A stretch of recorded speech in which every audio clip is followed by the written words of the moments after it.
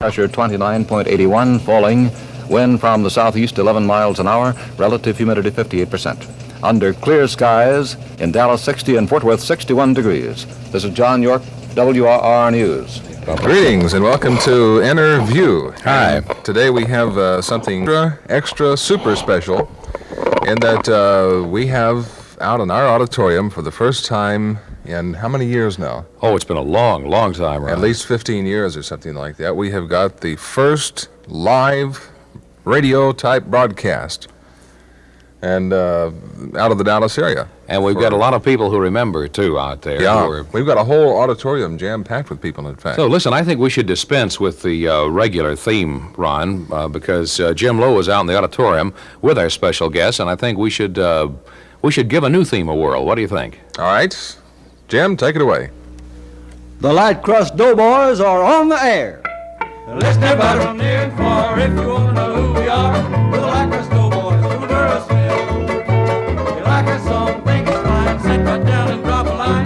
We're the Light Crust Doughboys from the Burrisville. And I'll declare, yeah, man, we'll get it there. And if we have sometimes fair, somewhere, sometime when we're down your way, we'll drop in and spend the day. We're the Light Crust Doughboys from the Burrisville.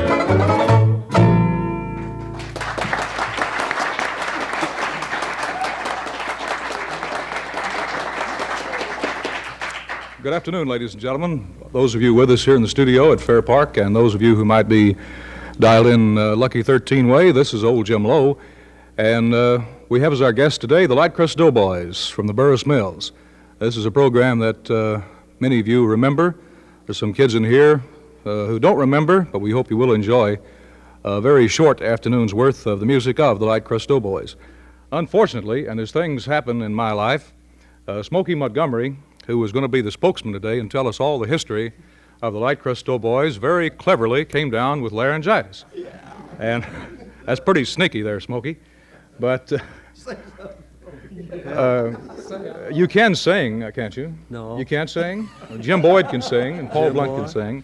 Introduce the fellows. You can say that much. Right. Tell us who everybody is, will you? Come over here, Paul. You're first. I want you to tell them when you joined the Doughboys.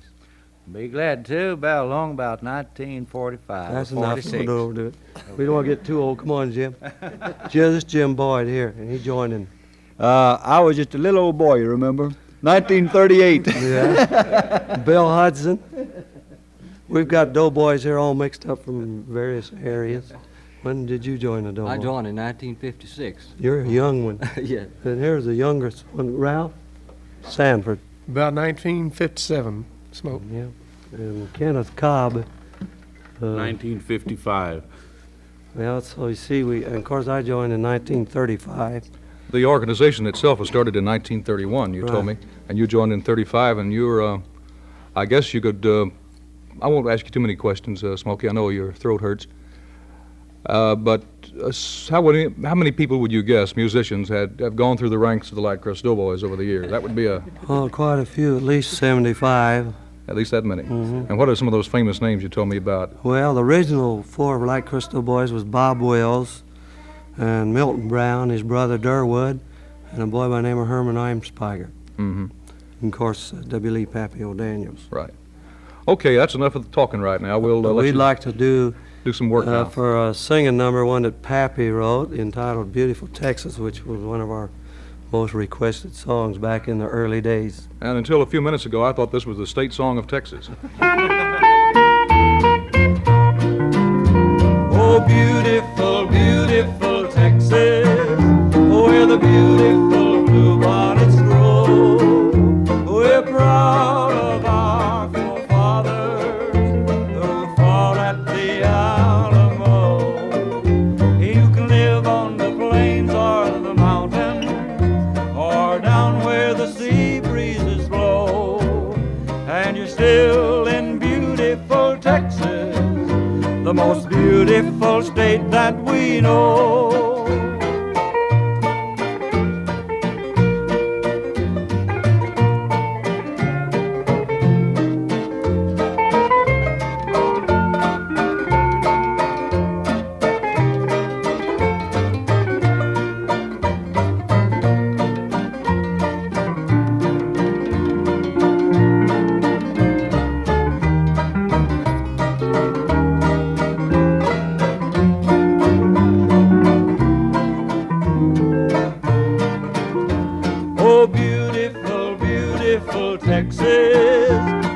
the beautiful bluebonnets grow.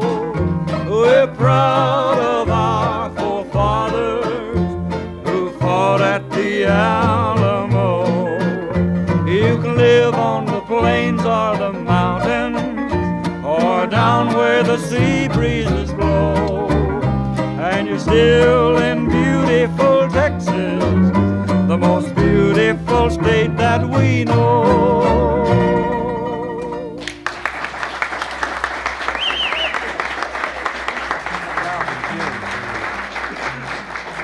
That's Ralph Sanford and Jim Boyd doing the singing on Beautiful Texas. Been a long time since Jim Boyd has sung into a WRR microphone. I knew Jim when he was smoking cigarettes. That's how long it's been. It's been a long time, hasn't it? It's been a long time since I smoked a cigarette. And I knew Paul Blunt when he was skinny, and boy, we are going back a long way. You remember how Paul used to have black curly hair? I wasn't going to talk about that. I thought maybe he was sensitive, but... Wavy hair. Waved him goodbye. Okay, Smokey, some more music. That's what the people came to hear. We'll do another one that was written by a former Light Crust Doughboy, Bob Wills, called the San Antonio Rose, and Paul and Jim and Ralph's going to work on this.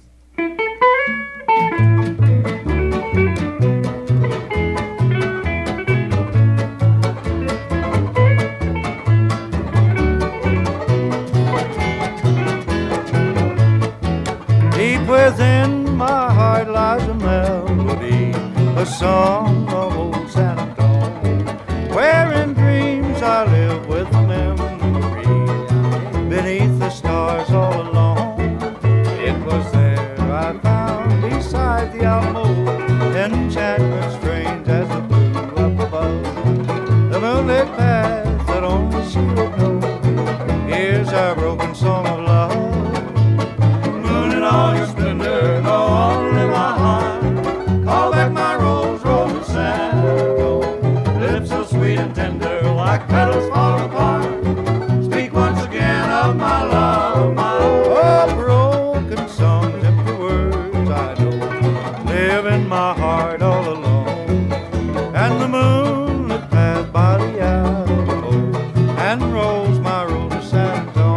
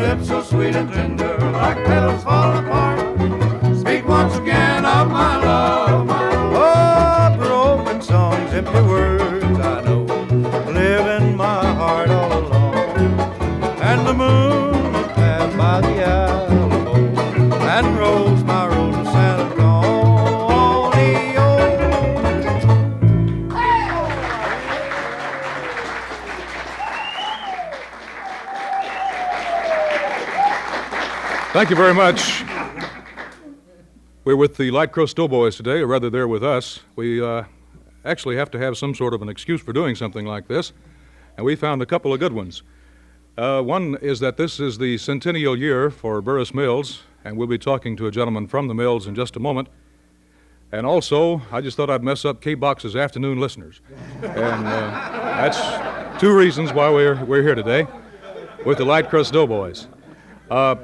Once again, at the risk of making you hoarser than you are already, Smokey, the Doughboys made some movies in their career, too, didn't they? Yes, in 1936, we went out to Republic Pictures in Hollywood and made 3 movies with Gene Autry. And we were the first Western band to make a full-length musical Western, and it started a whole trend, of course. And over the years, we've had all the cowboy stars on our program, one time or another, Roy Rogers and the whole group. And you also made, or the group made a whole bunch of records for the Columbia people, didn't Yes, we recorded all during this time, and possibly our record that sold the most was the instrumental of all things called South. it sold more records, I guess, than any of the rest of them. I played one that featured a pretty knocked-out piano, and you tell me it's by a fellow by the name of Knocky Parker. That must have been Little Rock Getaway and Gin Mill Blues, right? Yeah, and also one called T for Two that That's right. has a real boogie-woogie sound to Well, it. Knocky, he's a doctor now. He's the head of the English department in Southern Florida University at Tampa. That's a I jump. see Knocky every now and then. Okay, one more question. They used to make a lot of records with local people around here. Where did they make them back in those days? Well, of course, after we got the new mill in 1936, we had our own studio out there, and we made quite a few of them there.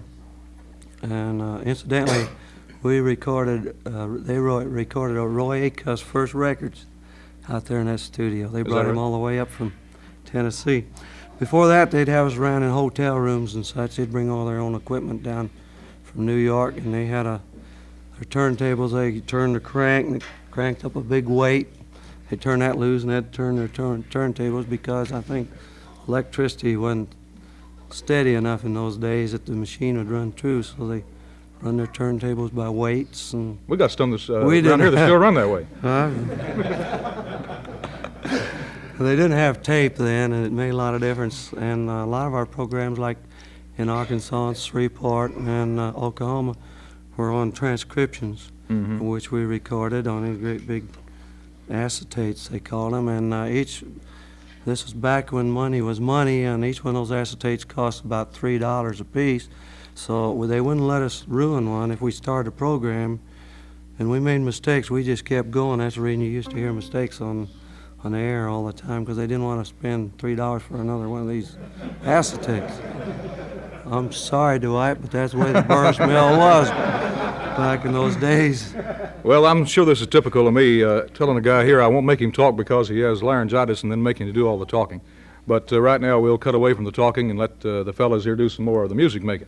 I'd like to mention that Bill Hudson's playing electric guitar and Jim Boyd's playing the rhythm guitar, Paul Blunt's playing steel guitar, Ralph Sanders playing the rhythm guitar, and Ken Cobb's playing bass, and I'm picking on the old banjo.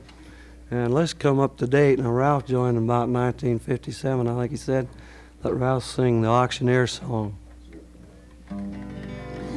20 $5 bidder now, $30, 30, will they give me 30, make it 30, bid in the form of $30, who'll give me 30, who'll bid a $30 bid.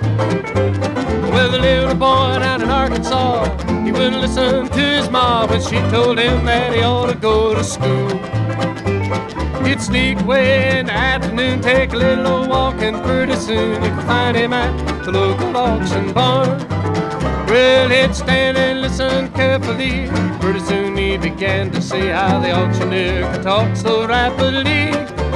Well, he said, oh my, it's good I got to learn that auction cry. I gotta make my mark, be an auctioneer. A $25 bidder now, $30, 30, bid'll give me 30, make it 30, bid in the form of $30, who'll give me 30, who'll bid a $30 bid.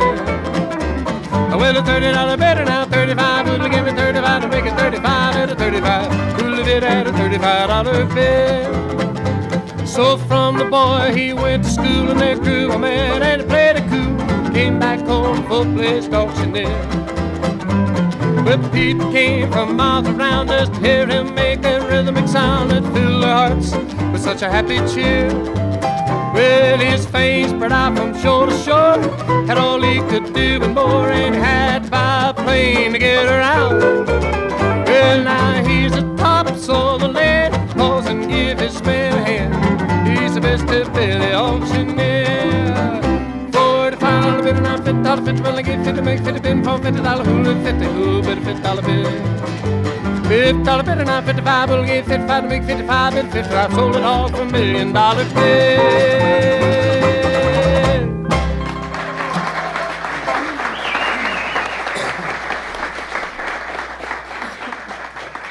The Light Crust Doughboys are on the air, at least for today anyway, here at Fun Radio, on the interview show, which today has taken a completely different turn. We hope you enjoy it. The Light Crust Doughboys were on the air about this time every day, weren't they, Smokey, most of the time? 12:30. Yeah, Pappy O'Daniels, he was quite an operator, and he wanted to have a network of his own. And of course, we were just on 15 minutes a day, and they told him, I'm talking about the TQN network they used to have, which was Fort Worth and Dallas, Houston, and San Antonio. So he lined up a full hour's airtime and organized the Texas Quality Network, and he sold the first 15 minutes to Mrs. Tucker's Shortening, and then to one of his big competitors at that time, Bewley Mills Chuck Wagon Gang. They came on at 12:15. We came on at 12:30, and then at 12:45 was Crazy Water Hotel group from over at Mineral Well. So we were really a mixed-up group. Well, they were selling flour and mineral oil and a few other things, weren't they? Shortening. I see that in this scrapbook you have about the Doughboys, there is even a bus in there. It looks like something out of the movie Bonnie and Clyde. It's a bus that was, you say, actually designed by Mr. O'Daniel to transport the group around, right? Our first trip we took with it was out to Hollywood, of course. And we had our own 110 power on there. Of course, when we first started, they didn't have amplified guitars. They didn't come along to about 1934 or so. We didn't get one with the Doughboys till in 36. When we made the movies, they were still playing on amplified guitars. And we had our own remote control facilities to broadcast our programs. We made lots of fairs and rodeos and all over Texas, Oklahoma, Arkansas, and Louisiana, and we'd do our program live, and all we had to do was hook into a telephone wire and send it back in. That was it. Mm-hmm. But this bus, Pappy O'Daniels never did get to ride in it because he left the mill just before the bus was delivered. And Eddie Dunn, who was formerly with the Early Birds, took over as MC, and after him came a fellow by the name of Larry Rowell from Chicago, and he was there about 6 months where we kind of had the soap opera bit going where we all had to be actors. But that's a lot of fun. Well, it was fun, but we lost a lot of listeners. You couldn't compete with... we couldn't act. You couldn't compete with Ma Perkins. That's probably, right. Yeah. And then along came Parker Wilson. And Parker was the MC up until 1942 when World War II came along, and they took on a newscaster by name, I think Morton McGiffin was his name. And he had that 15 minutes every day until 1945. Then a fellow by the name of Jimmy Jeffers came along, and they started calling him, at that time, they started calling him Jack Perry. Every MC from then on was called Jack Perry. That was, I think, Mr. Burris is the original Mr. Burris. That was his middle name, Jack Perry Burris. Mm-hmm. And from 1945 on, every MC was called Jack Perry. And Paul joined the group at that time, and then a fellow by the name of Mel Cox took over in 46. That's when I got back with him. Mm-hmm. And at that time we were on, I don't know, about 200 stations by transcription and TQN. Well, I learned something every day. I learned the electric guitar was invented in 1936, and with apologies to present company, sometimes I wish it hadn't been. Also, back in those days, they called them fiddle bands. We always had two fiddles. Mm-hmm. One of our first one was a fellow by the name of Doc Gross, and also they just called us by our nicknames. And I was Junior, Jim was Bashful, and they didn't use our real names. But the program was just one happy family. If somebody went fishing, well, the next day they told about it on the air. Is one of those situation things. And through the years, Leon McCullough played steel guitar with the boys for a while. Leon Huff was one of the early ones. Texas Songbird, I believe they called him. And just you can almost name any. Slim Whitman was a Light Crust Doughboy for a while. Hank Thompson had it for about a year. Parker Wilson, this was about 1950. At that time they were on WRR here on Mutual Network. And Parker Wilson was still emceeing it. No. By the way, friends, in case you didn't know, Smokey Montgomery, who we're talking to right now, is a head man with the Sumet Recording Studio here in Dallas, so he's still busily engaged in the world of records. Right, Summit Sound. Is that how you pronounce it? Yes, sir. Well, okay. Spelled S-U-M-E-T. Yeah, we pronounce it Summit. Okay, have your own way. We better get along here and get one more song in, if you got All right, one lined up, Smokey. Let's do all right, we'll do a banjo thing. This is one I used to play every day on that bus. Called The Bells of St. Mary.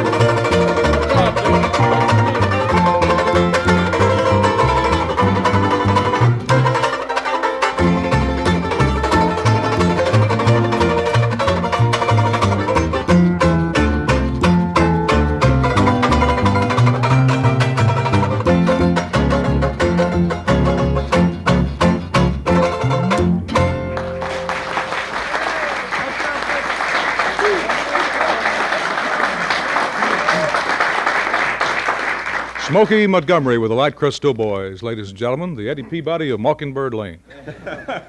Ladies and gentlemen, Mr. Dwight Jarvis of the Burris Mills is with us today. And Dwight, this is, I believe, a centennial year for the milling company, right? That's right. Thank you. Yeah. In 1868, up here in Collin County, is formerly the Collin County Mill and Elevator Company, now Burris Mills, of Now course. Burris Mills, and it moved to Dallas when? I mean, to Fort Worth when? Well, I can't tell you exactly because I wasn't around then. I've only been here since '61, but the mill grew from a very small community grist mill, which Captain William C. Burris founded after he came back from the Civil War. Mm-hmm. And the complex has grown since then with mill locations in Oklahoma and all over Texas. Well, Mr. Jarvis, we sure appreciate you arranging for the Doughboys to be here today. It's been a lot of fun. Our pleasure, just like old times. We're going to eat a lot of dinner. And I sure do like your instant grits, by the way. I guess that does it, fellas. Thanks once again. If we can get some theme music and get out of here, we'll say thank you all for being here, and thank you folks for coming, and thank all you for listening. Well, Jim Lowe, and folks, till we see you again, say, do you use light crust? Never do brag, never do boast, sing our song close to close. The Light Crust Doughboys from the Burris Mill. Like this song, think it's fine, circle down the double line. The Light Crust Doughboys from the Burris Mill.